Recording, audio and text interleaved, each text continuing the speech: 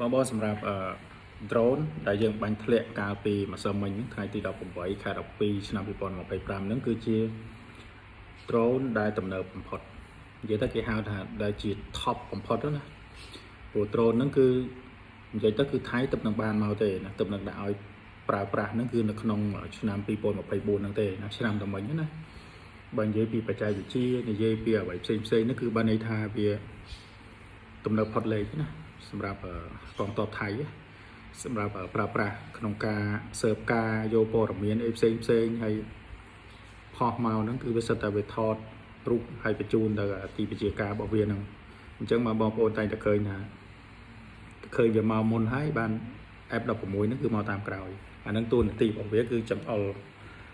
កំណត់ទីតាំងតម្លៃរបស់វាតម្លៃខ្លួនរបស់វាគឺតម្លៃ9 លានដុល្លារ9 លានដុល្លារបើយើងគិតជាលុយថៃវាល្បាក់300 លានបាតណា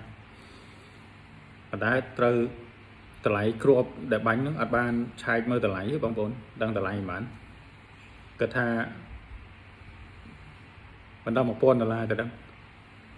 ឬក៏អ្នកណាដឹងឲ្យជួយខមមិនមួយផងបាទព្រោះអត់ដឹងថាតម្លៃ